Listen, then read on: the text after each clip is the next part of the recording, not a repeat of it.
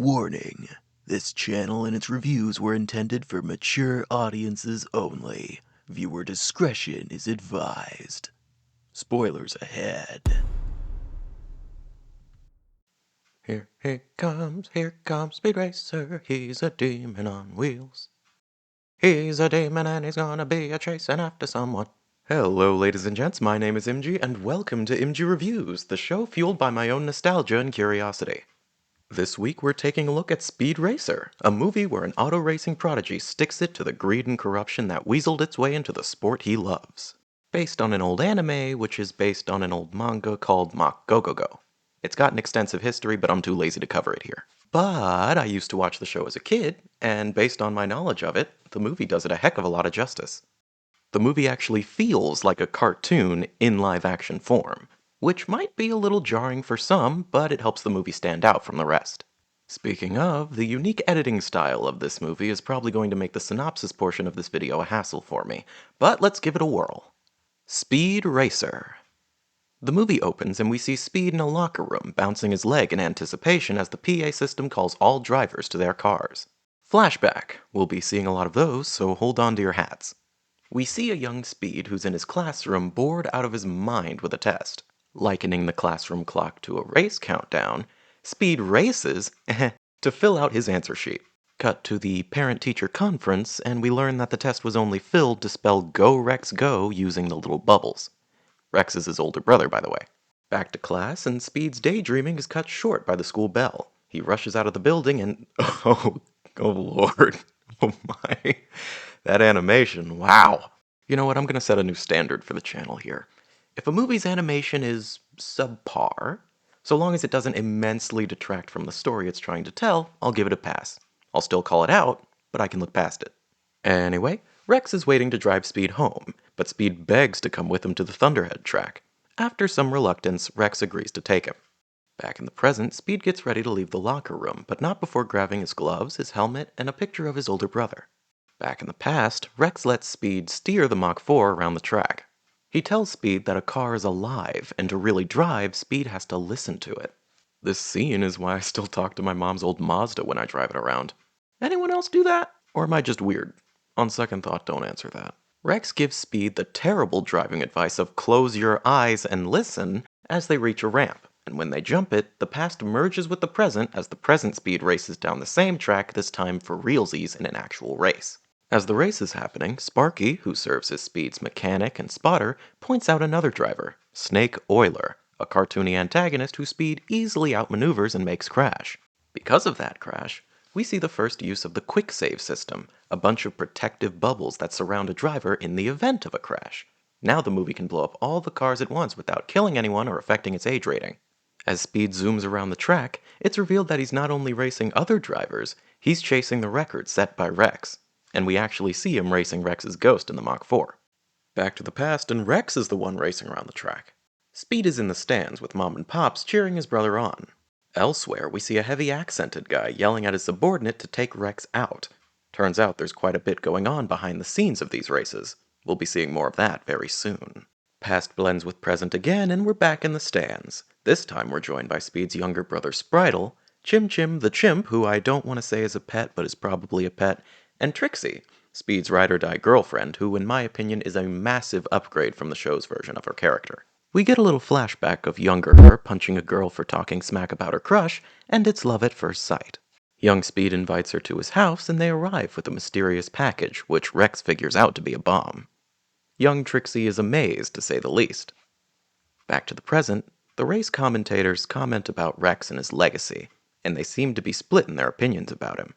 Flashback again, and we hear Speed asking to go with Rex somewhere. Rex says no, and gives him the keys to the Mach 5. Before Rex leaves, Pops accuses him of selling out, and tells him if he leaves to never come back. Back in the present, we see that memory is still kinda painful for Pops. Still in the past, the Racer family watches Rex's races, where he's driving dirty and causing crashes. The commentators tell us that Rex took orders from the criminal underworld, which eventually resulted in his death at the Casacristo rally. Shifting back to the present, it's clear the Racer family still feels the impact of that loss.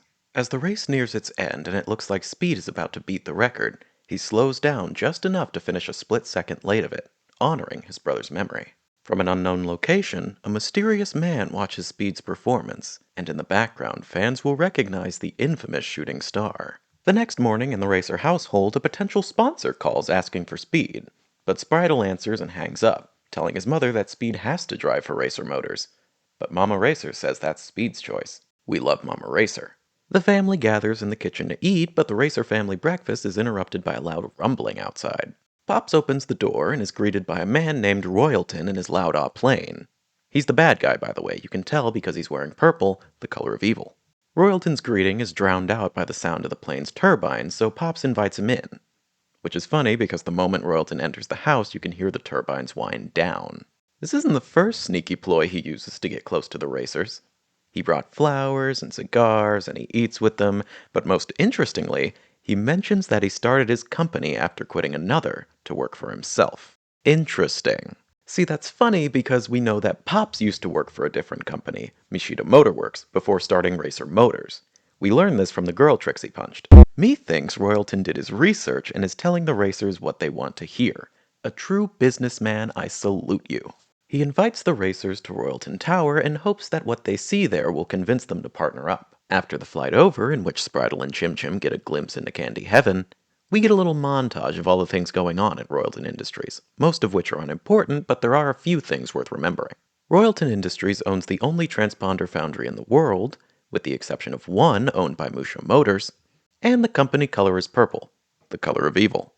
The last stop on the tour is a lavish dining hall where the Racer family meets Jack Cannonball Taylor, who recognizes Speed from the Thunderhead race and vouches for joining Royalton. Royalton brings the Racer family to their room and gives Speed a suit in purple, the color of evil.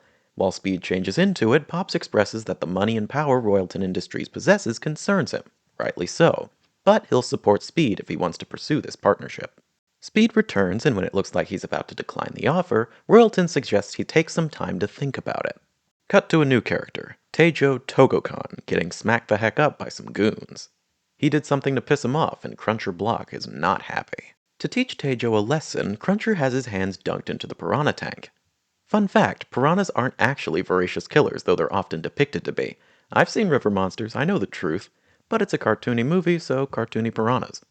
Anywho, Cruncher threatens to drop Teijo's sister in the tank if he keeps being a naughty boy. And before Teijo is served a new type of fish fingers, he's saved by an alarm. Someone's in pursuit of the mammoth car. I'm glad they included it. You can't have Cruncher Block without the mammoth car. Turns out the shooting star is the one in hot pursuit. It engages the mammoth car in vehicular combat, resulting in some really cool shots. And a hole in the piranha tank, which Cruncher has one of his goons plug with him Fingy. R.I.P. Fingy. The goons ditch Teijo, and oh my goodness, it's Batman! Nah, it's Racer X. You know, that name sounds awfully familiar. Teijo rides with Racer X as X talks about bringing the cartel to justice. Oh gosh, he really is Batman. Teijo isn't interested, so X gives him the boot and his card. Cut to Speed and Trixie as they sit in the Mach 5 talking about Royalton's offer. Speed is tempted to take the offer because Royalton's got a team of winners, and in Speed's words, you gotta win if you want to keep driving. The duo get a little flirty, and a certain other duo hiding in the trunk get grossed out. They ask for ice cream, but Speed takes them home. Meanwhile, Royalton talks to the head of Musha Motors. Sound familiar? In exchange for Musha's transponder foundry, Royalton agrees to help them buy out Togokan. Later, Speed arrives at Royalton Tower via Loud plane to discuss the partnership with Royalton. Unbeknownst to him, Spritle and Chim Chim came along to sneak back into Candy Heaven. They eat their little hearts out, suffer a sugar crash, steal a janitor cart, drunk drive to the Freebird solo, and sneak into a vehicle testing site where they witness the test of a spearhook, an illegal device that grapples and pins one car to another. In Royalton's office, Royalton promises that so many good things will happen for Speed's family if he says yes to this deal. Speed, however, tells Royalton what racing means to his family. He explains how Rex's death rattled the Racer family to its core, but watching an old recording of one of Speed and Pop's heroes, Ben Burns, in the 43 Prix, made him realize just how important racing was to them, and to do right by his Pops and his family, Speed declines Royalton's offer. Royalton only laughs and explains that the 43 Prix that Speed and his Pops loved so much was rigged so that certain business deals could occur behind the scenes. He explains, his words, racing has nothing to do with cars or drivers, all that matters is power and the unassailable might of money. Unassailable, that's a good word. Speed turns him down again and tells Royalton he can keep the evil suit. Attaboy. Royalton responds by predicting the outcome of his next race. Flash forward. We can do that? In Fuji, the site of the next important league race, Speed is targeted by several cars, but Racer X is there to protect him, almost like a big brother. Teijo's there too, but he's eliminated. Speed tries to take the lead from a car called the Grey Ghost, but he gets pinned by a Fix-to-Lose car with, you guessed it, the spear hook. Speed and that car crash and the Mach 6 is destroyed. Later, Racer Motors is hit with a bogus litigation meant to sully their reputation and drive them into bankruptcy. Back to the present, security brings Spritle and Chim Chim to Royalton's office, where he promptly kicks them and Speed out of his building. After the Fuji race, Speed sits in the locker room where he's visited by his hero, Ben Burns. Burns says he's impressed with Speed's driving, and before he turns to leave, Speed asks him about the 43 Prix.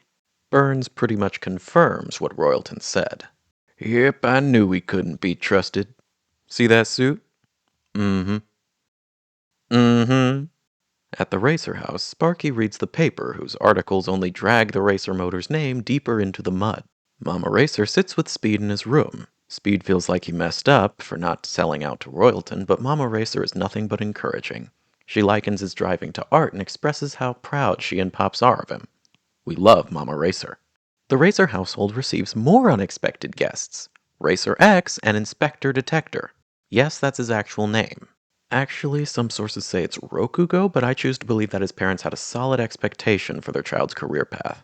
The inspector explains that Teijo Togokan has information that can expose Royalton Industries by connecting them to Cruncher Block, and he'll only give it up if X and Speed work with him to stop the buyout of his father's company. He tried going at it alone by aiming to win races he was supposed to lose, but we saw where that got him.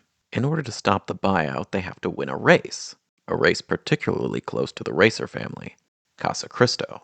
Pops immediately refuses, but later that night, Speed and Trixie hatch a plan to join the race in secret. As the Casacristo is about to begin, Spritle and Chim Chim sit down to watch, but Pops tells them to go outside because he doesn't want them watching it.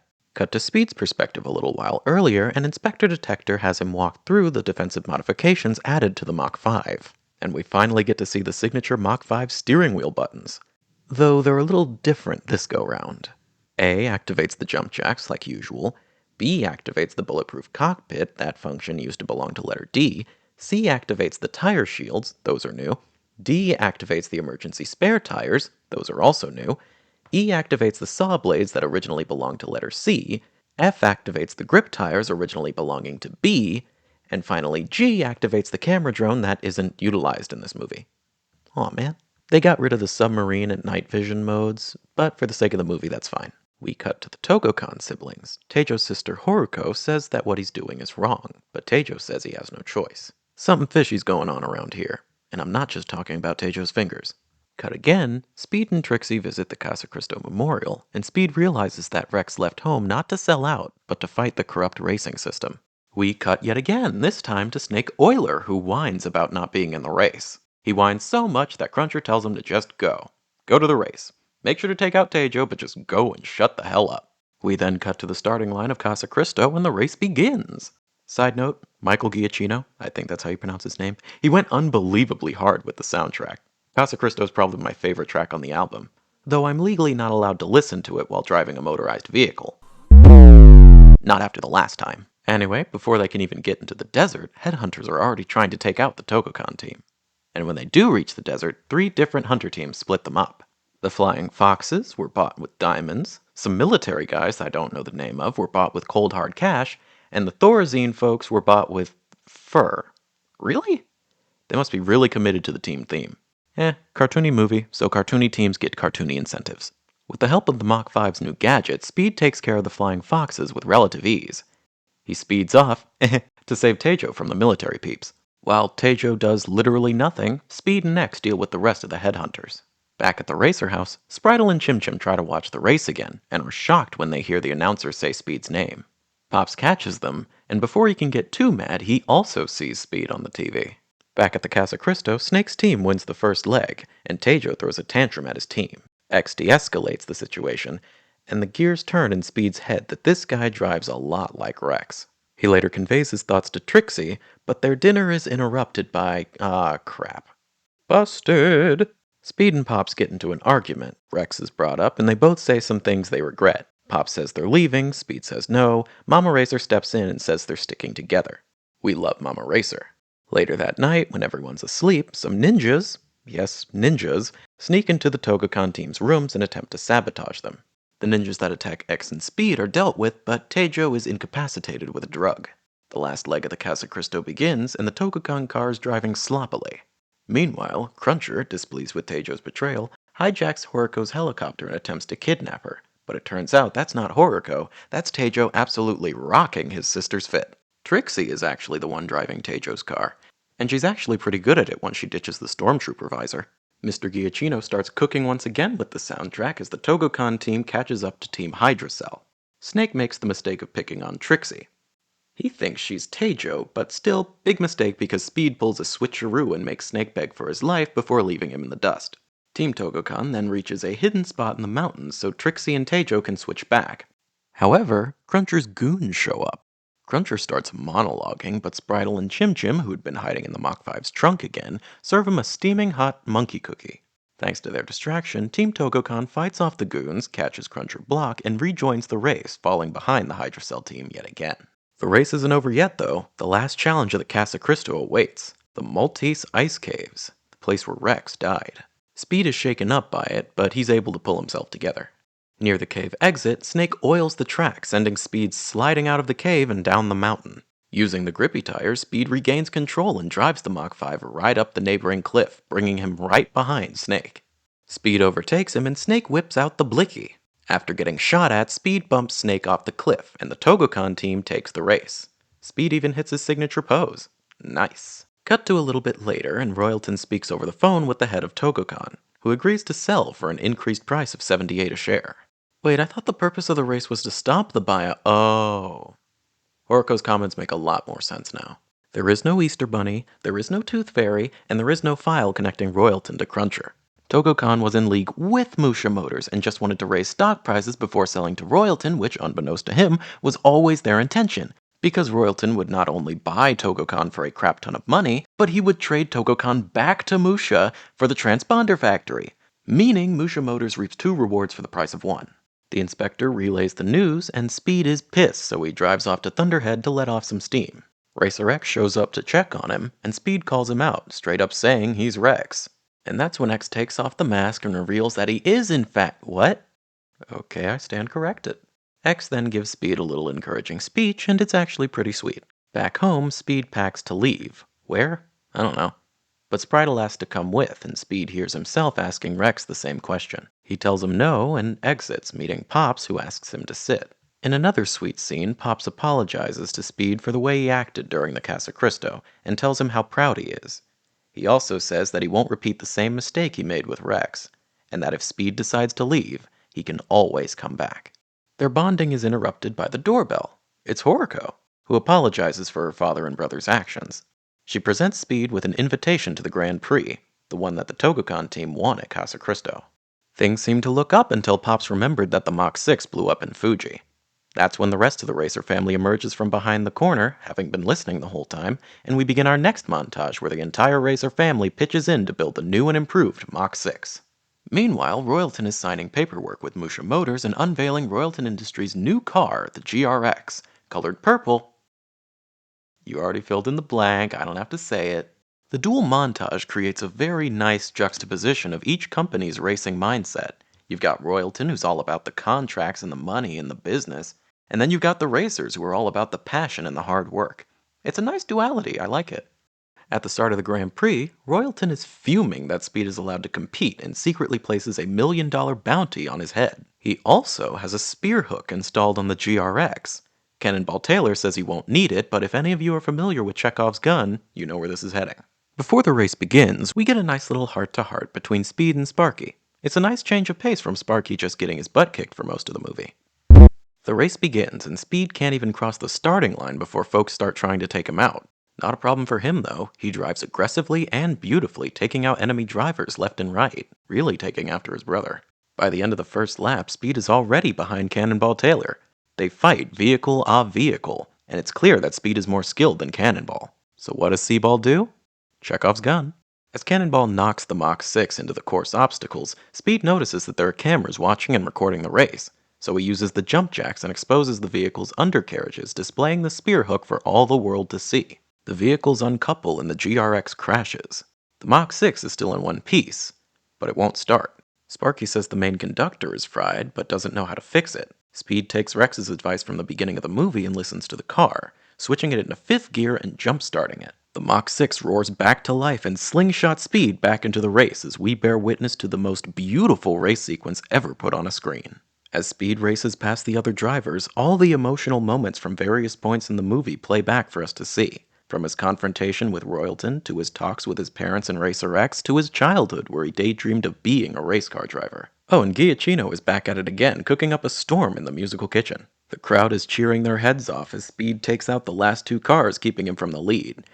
And as he flies through the exploding cars, he crosses the finish line and wins the Grand Prix. The crowd hoists Speed on their shoulders and carries him over to Victory Lane where he meets with his family. Meanwhile, in a private viewing room, Inspector Detector talks with an unmasked Racer X and asks him if he wants to be down there with his family.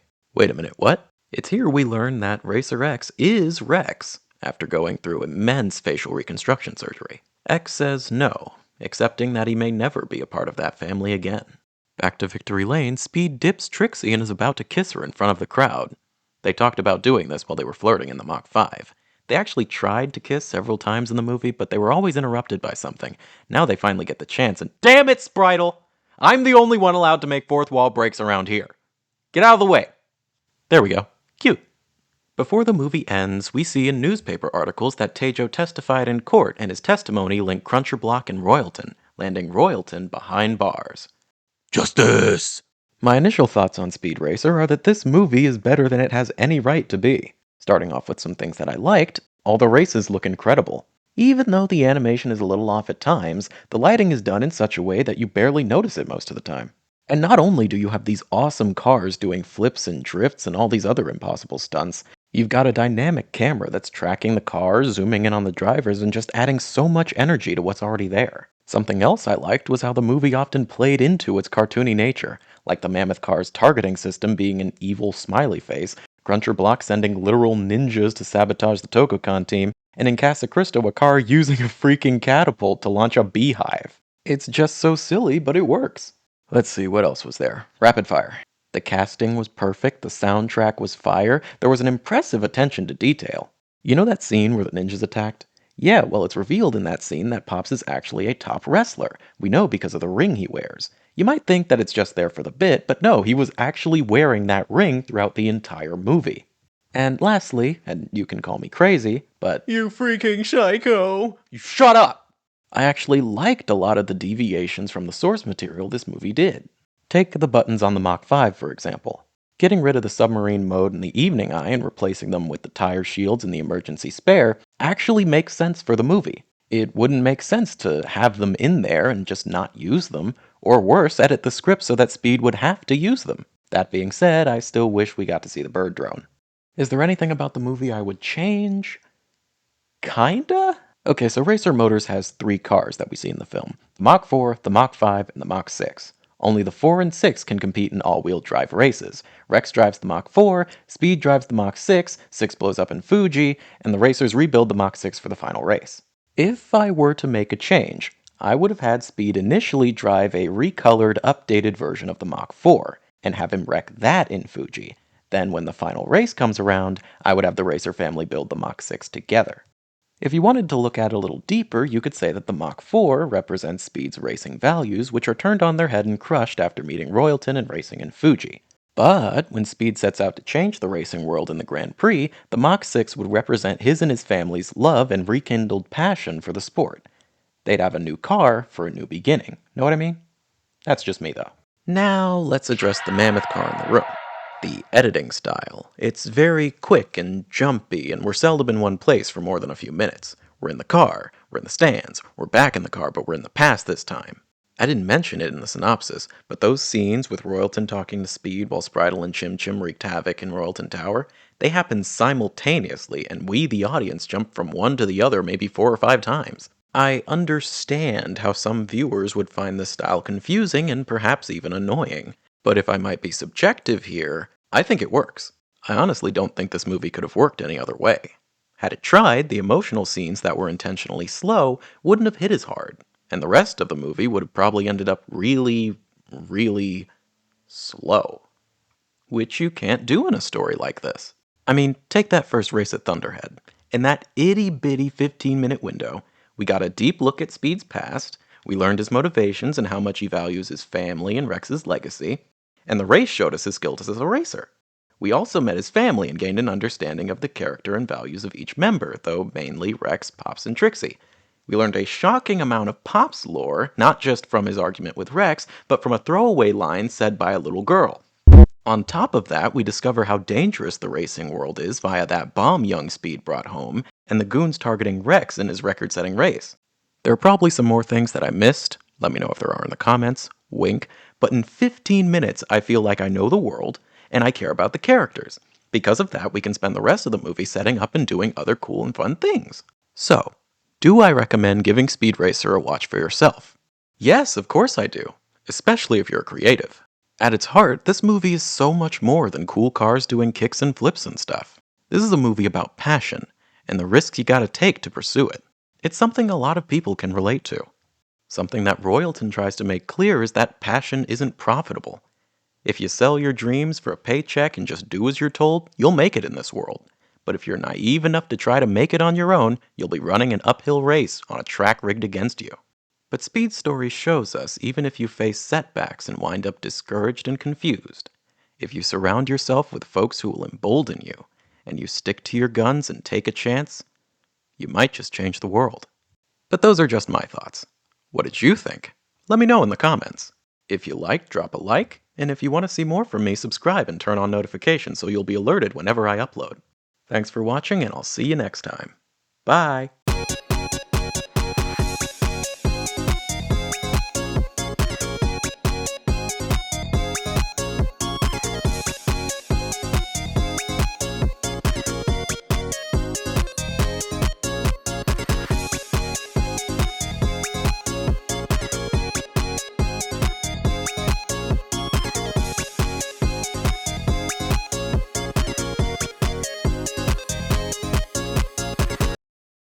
Is that Chica from FNAF at Freddy's?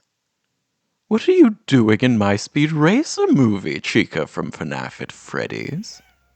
You shouldn't be here.